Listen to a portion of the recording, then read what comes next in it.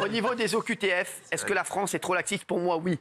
Pour moi, c'est inadmissible. Un OQTF ne doit pas rester ici. Un OQTF, il doit être en dehors de la France. Il y a deux façons de voir la chose. Pour moi, les OQTF, je les fous.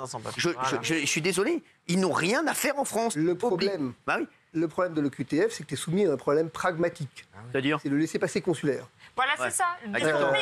Les Anglais avaient testé Et on s'en fout, il faut leur mettre des coups de pression. Tout ça, c'est quand même de l'esbrouf, parce qu'à un moment donné, tu as un ministre de l'Intérieur qui arrive et qui dit « Moi, je vais tous les renvoyer ». Bah oui, mais bon, où? Eh ben, les Anglais avaient testé l'extraterritorialité. Alors ça, quand tu commences à mettre le doigt là-dedans, c'est très, très dangereux, ça. D'abord, c'est contraire à tous les traités internationaux de faire ça. Légalement, hein. Mettre quelqu'un en extraterritorialité, dire « Je prends une île et je te mets dessus ». Genre Guantanamo. Genre Guantanamo. Ça, c'est quand même contraire à tous les traités internationaux de faire ça. Bon, après, moi, je fais du droit après. Comment Mélanie en Italie? Mélanie, tout le monde la félicite en Italie. Mélanie, ce qu'elle a fait... Vous avez vu ce qui s'est passé? Vous avez vu qu'il y a un... C'est qui? Le mec de quel pays qui est allé la féliciter? Je crois que c'est... Si. L'anglais, exactement, bien sûr.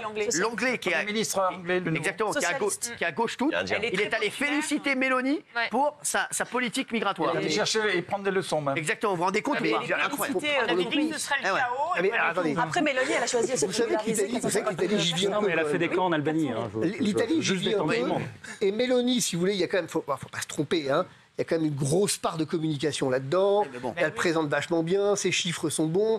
Mais parce qu'en fait, qu'est-ce qu'elle a fait aussi? Elle a fait une grosse politique de régularisation. C'est ça, 450 000. Elle a fait une grosse politique de régularisation et sans papier. Hein. D'ici à l'an prochain, ça fera 450 000 personnes. Mélanie, faire attention, parce qu'elle est quand même soumise aux dictats européens. C'est pas si facile que ça. Sur les OQTF, pourquoi on fout rien? C'est pas qu'on fout rien, c'est que tu vois ce qui s'est passé avec... Alors, je vais vous dire, Emmanuel Macron avait dit...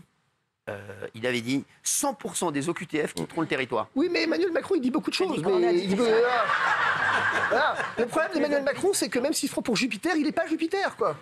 C'est ça le seul problème. C'est qu'en fait, il n'est pas le roi du monde, il n'est pas l'empereur du monde, et il ne peut pas décider tout seul. Ce qui fait... Qui décide alors? Qui décide d'abord, effectivement. D'abord, tu vois, l'Algérie, par exemple. Là, on s'est fâché avec l'Algérie. L'Algérie a dit, bon, bah, ok, puisque c'est comme ça, les ressortissants algériens, j'en veux plus, je la prends plus. Voilà, ça. Absolument. C'est quoi? Mais on ne peut pas se fâcher trop non plus parce qu'on a besoin de leur gaz. Le problème, il est là. C'est qu'à un moment donné, c'est là où il faut bien comprendre que la politique d'immigration, c'est comme tout. En fait, c'est comme la politique pénale, c'est comme tout. C'est un ensemble. Ça se discute au niveau des ministères des Affaires étrangères, ça se discute au niveau du ministère de l'Intérieur, du ministère de la Justice. Moi, je vais vous dire, excusez-moi, Fabrice Division. Les parents de Philippines, ça leur fait... Moi, je vais vous dire, exactement, les parents de Philippines. Et on a d'autres infos qui vont arriver dans un instant avec Amaury Bucco, vous allez voir. Ça va vous foutre en rogne, mais vous ne pouvez même pas savoir comment. Les parents de Philippines, là, aujourd'hui, je peux vous dire... vous vous rendez compte, ce gars-là n'a rien à faire sur le territoire français. Vous vous rendez compte, comme elle peut en vouloir. Moi, je vais vous dire, pour moi, je suis désolé, il faut trouver des solutions. Il faut, sinon, tous les OQTF, les OQTF, il faut essayer ou de les faire partir, ou bien de les mettre hors. Il y en a 17 000. Non, il y en a plus que ça. Vous êtes plus que ça. Il y en a 177 000. 177 000 en 2022. Il y a déjà un premier problème dans cette... Non, 177 000 Depuis 2019, c'est 447 000 OQTF. Exactement. Et là, voilà, exactement. Donc, mais il y en a, c'est 177 000 en 2022. Voilà. Juste aujourd'hui, ces 177 000 personnes n'ont plus rien à faire en France. Je ne sais pas comment ils sont, mais on doit les sortir de la France. Gilles Verdez, arrêtez de faire cette tête parce que je vais m'énerver. Non, mais je vous le dis. Arrêtez de faire cette tête parce que je vais m'énerver. Non, mais je vous le dis. Les OQTF n'ont rien à faire en France. Voilà, je vous le dis. Et vous en faites quoi? Mais on les fout dehors. On les fout dehors. Mais où? Dans ton cul. Et si on décide... Non, mais il m'énerve. Je suis désolé, il m'énerve. Merci. Et en tout cas, si on décide, comme Gilles ou Monsieur Guénolé, qu'on ne peut rien faire parce qu'ils sont, etc., et bien à ce moment-là, on se débrouille pour plus en faire rentrer trop. Ça serait déjà pas mal, au moins. Exactement. En faire rentrer, au moins. Non, mais moi, je vais vous dire, mais pourquoi on les met pas dans des avions, ces gens-là? Parce que vous allez dire, mais le pays ne veut pas, mais tu t'en fous. Tu les Mais vous les mettez où? Dans la mer? Dans le... Je vous dis, je ne veux pas les voir. Mais vous les mettez où? Mais arrêtez, Gilles Verdez, arrêtez. Vous leur faites prendre un avion et vous les débarquez, c'est tout. Mais où on les débarque? Chez eux. Ils en veulent pas. Je suis désolé, ils sont chez eux. Je suis pas d'accord. Mais parfois, il y a des OQTF... Cyril dit un truc intéressant pour le coup. Il touche du doigt, après vous touchez du doigt, Cyril, un vrai problème, qui est à un moment donné le problème de savoir quelle politique j'ai à destination de ces États qui ne veulent pas reprendre leurs... Il va falloir à un moment donné on est une puissance mondiale, il va bien falloir qu'on se comporte comme tel à un moment donné. Les mecs, le problème, c'est que c'est pas le seul paramètre. On est d'accord. Thomas. Si on parle de géopolitique, pour le coup, c'est pas le seul paramètre qu'on a avec ces États. Et quand l'État France est en train de voir les dossiers qu'il a avec l'Algérie, en termes de priorité, la question des OQTF est, du point de vue de l'intérêt de l'État, entendez-moi bien, le cadet de ses soucis. Il ne faut pas raconter des cracks aux gens. C'est très grave. Il a raison, Thomas. Je dis que c'est comme ça que ça marche. Il a raison. Là-dessus, vous avez raison, Thomas Guénolé. Et c'est ça qui est très grave. Moi, excusez-moi, moi je vous le dis, quand je vois, aujourd'hui les Français, ils veulent deux choses. Pouvoir d'achat, sécurité. Moi, je vous le jure, moi demain, je suis chef du gouvernement, je vous le jure, et on ne peut pas courir 50 000 lièvres à la fois. Je dis à mon gouvernement, je dis à tous mes ministres, les gars, on arrête tout, je vous le dis. C'est pendant 6 mois, sécurité, pouvoir d'achat pour les Français. Dans 6 mois, on fait un point. Si on n'a pas de résultat, on dégage. Voilà, on se barre parce qu'on n'est pas capable. Mais je vous dis la vérité, aujourd'hui, les OQTF, c'est une priorité. Je vais vous dire, pour le drame qu'il y a eu avec Philippines, est-ce que vous vous rendez compte même du moral des Français? J'ai eu des gens au téléphone aujourd'hui qui m'ont appelé à la radio. Mais ils ont tous peur pour leurs enfants, pour leurs sœurs. Ils se disent, on ne peut plus sortir. Parce que ce qui est arrivé... Thomas dit que c'est résiduel. Ce qui est arrivé à Philippines, ça pourrait arriver à tout le monde. Ici, c'est à 100 mètres. C'est une jeune fille qui était à la fac, qui est sortie de la fac et qui a fait une rencontre, qui a rencontré un OQTF qui n'a rien à faire en France, et en plus récidiviste. Et on va vous expliquer l'affaire dans un instant, vous allez voir, vous allez devenir fou. Vous allez devenir fou. Et quand Gilles Verdez me dit, qu'est-ce qu'on fait des OQTF? Gilles Verdez, une fois de plus, c'est le laxisme de la France. Oui, mais vous moi, je ne veux. Mais moi, je vous le dis. Si on a répondu avec Fabrice Divisio. Vous les mettez où? Oh, chez eux, on t'a dit. Gilles Verdez, vous êtes insupportable. Insupportable. Non, il soulève un problème par contre, c'est que ça va nous coûter sur autre chose dans les négociations entre États. Non, mais c'est une priorité. Non, mais j'entends bien, mais ça va vraiment vous coûter très cher sur autre chose. Par exemple, sur la facture d'énergie. Oui, je sais. Vous venez de parler du pouvoir d'achat. Je sais. Je préfère payer plus cher le gaz et sauver des vies. Faudra trouver. Sauver des enfants. Non, mais il n'y a pas de lien entre être OQTF et être. Il n'y a pas de lien de causalité entre les deux. Il faudra trouver d'autres accords avec d'autres pays, sinon, je vous le dis. Mais il y a un paramètre aussi.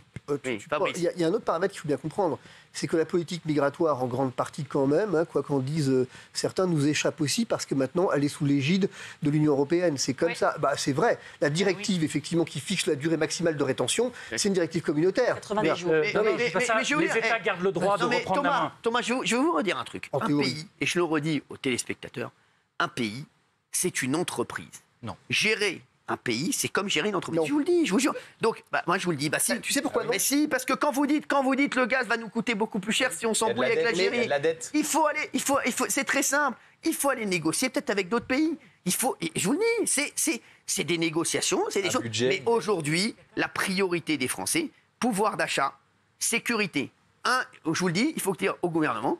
Dans 1 an, dans 2 ans, je ne veux plus un OQTF en France. Voilà. Il n'y en a plus un. Et ça doit être.